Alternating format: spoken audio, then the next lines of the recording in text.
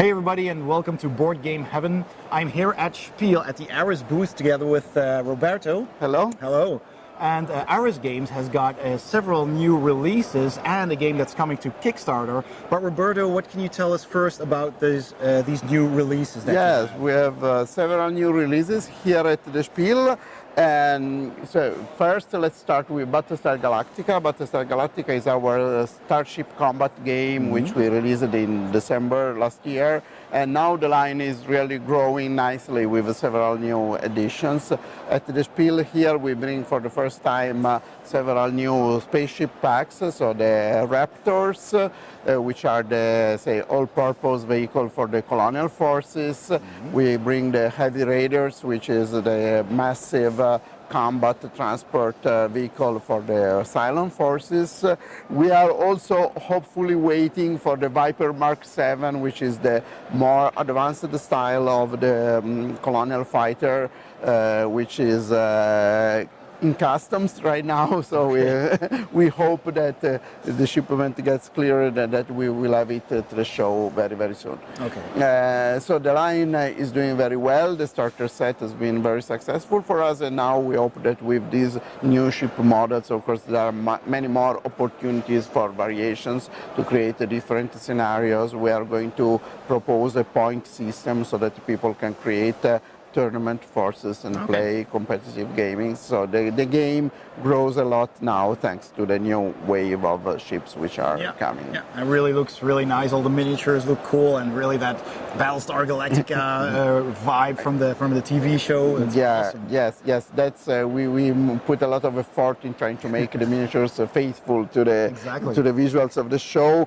and we are also supporting the game through events like the one which we are doing here at the Spiel on Saturday morning with it's a big participation game where the entire booth here will be all full with just one big space battle with hopefully something like 50 people or so playing at the same time. Cool, so that sounds incredible. Because it's the game system, which is a simultaneous selection, simultaneous execution system, so that you don't have to wait until there are people make a turn. So it's 25 people on one side, 25 people on one side, and the other side takes just the same time as one against one, because they will all act simultaneously. Okay, and then you get a couple of card games there? That's Nightmarium and Monsters vs. Heroes. Of course, we are mostly known for our, big games, like War of the Rings, Sword and Sorcery, or our miniature game line like Battlestar Galactica, but we are also trying to expand our catalog and diversify with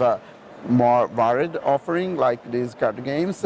Nightmarium is very visually striking, and gameplay is also simple, but at the same time, it's one of these combinatorial game. Each card can have special powers, so trying to master the game is not as easy as it seems. So it was kickstarted by the Russian publisher a few years ago, but never got into retail distribution.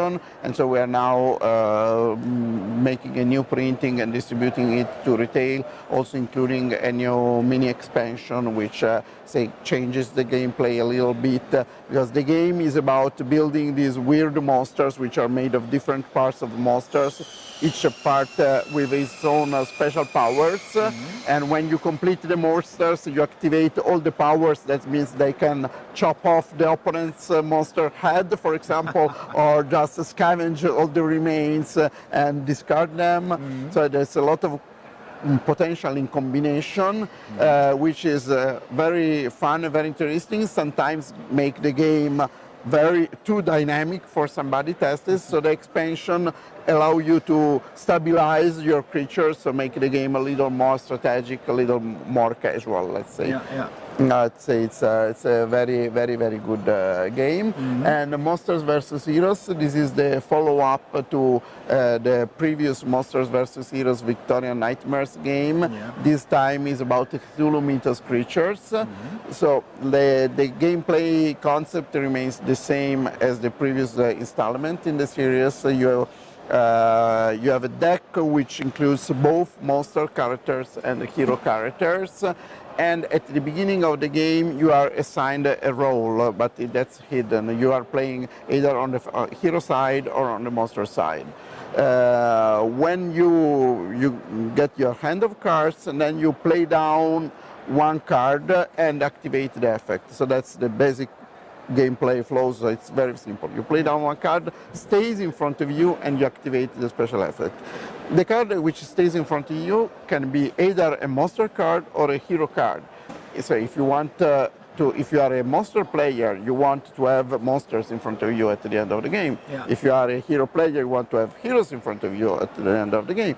But you don't want the other players to know that too soon. Yeah, exactly. And so you have to do tricky, because of course the powers of the cards allow you to swap cards with your opponent, to steal cards, to discard cards. So what you want to do is try to use the powers to bluff your way through as long as you can, so not letting your opponents understand what you are playing for. And then of course trying to finish the game with the most characters of your faction in front of you. Okay. It's very simple, very clever, fun. You can play 5 minutes, and this game and the Kilometers game includes 2 different decks, so you can play with one deck, the other one, or shuffle them together for a longer game. And you can also mix these with the Victorian Nightmares set, so for variation, and also includes deck building mechanic. Okay. So you can, instead of just playing everybody from a common deck, you can use all the cards in the game, and each player creates its own specific deck. So it's simple but fun and fun interaction. Yeah. Okay, cool. So then tripods and triplanes Yeah. from the Wings of Glory game series Exactly. has some new expansions, some new models out. Yes. New tripods. Yes. This is a recent release. Our Kickstarter bakers has been waiting a few months more than we would have planned for. But say creating the tripods was not as easy as it seems. But I think the models are really nice. So I think the final result is very good, and there were a lot of different little production problems which delayed the release. Now, on top of the starter set, which we released this summer, we have what we call the second invasion. It ties in with the setting. Yeah. Our concept is that the War of the World invasion happens a little later than in the H.G. Wells story. So the Martians land on Earth, but it's WW1. Yeah. So the various powers at war make a truce and rally together to fight the Martian invasion. And that's cool, because you can have like von Richthofen, Rickenbacker all fly together on the same side against the Martian invaders.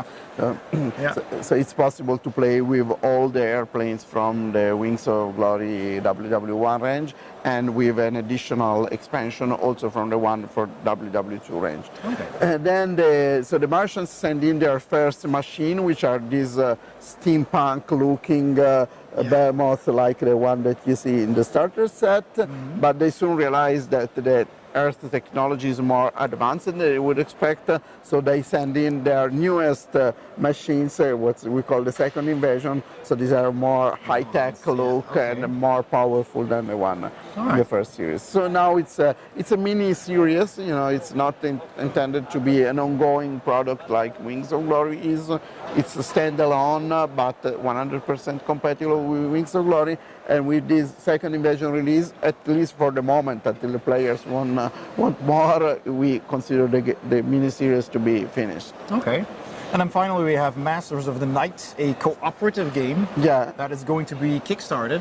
Yes. We are, conservative in Kickstarter. We don't release all our games through Kickstarter, but from time to time, especially for games which are, a little bit more of a departure from our catalog. So it's not just like expansions for existing games or well-established brand like War of the Ring. We think Kickstarter is still very useful for us as a company. This is a cooperation together with Russian company Agrology, which we developed together Masters of the Galaxy, which was kickstarted 2 years ago.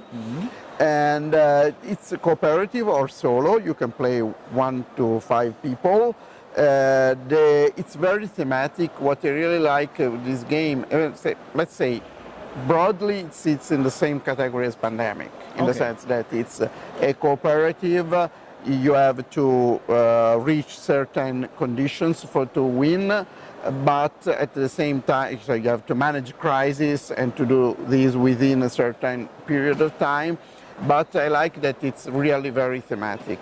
So every element in the game adds to the vampire theme. The premise of the game is that your vampires are immigrants to this new world city. The setting doesn't name any specific city, but you can see it's reminiscent of 40s, 50s in America. So like this noir style on all the components, the newspapers, everything wants to give you a very strong immersion in this kind of. Reminds me a bit of Sin City. Yeah. As, the black and red, the duotone. Yeah, that's what the graphic design wanted to achieve. And so the premise, you are immigrants in this new city, but you arrive there very weak because you have been traveling a lot of time. You have not been able to feed as a vampire, the blood during the journey. Now you arrive in this city, and your clan, your family of vampires want to establish the rule on the city. So as a character in the game, you need to become stronger, and you, as a vampire, you become stronger by finding victims, and so getting to drain blood and get back strength. And you can do that in various places in the city where you can find victims, but you can also use as victims your enemies, because when you arrive in the city, there are agents of an Inquisition-like organization which knows about the existence of vampire, are the only one which want to try to stop you. So you have these agents popping up in the city through this mechanic of event cards. So every turn you will have agents showing up in some specific places in the city. And so these agents hinder you, but at the same time give you the opportunity to become stronger by eliminating them, and so gaining back your power.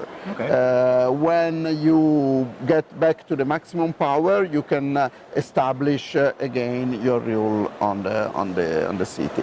This, what you see here, is essentially what would be the regular edition of the game, but we have in mind several improvements that we can do through the Kickstarter, like including vampire miniatures and other stuff that we would be. Yeah, and this is of course a prototype, what we're seeing here. But the Kickstarter version will show you what you will actually get. Yes. Of course, the final graphic design is very close to what the end result will be, but yes, the component quality is still just a prototype. All right. That sounds very exciting, and I think it's a really nice looking game already, the way it is presented here.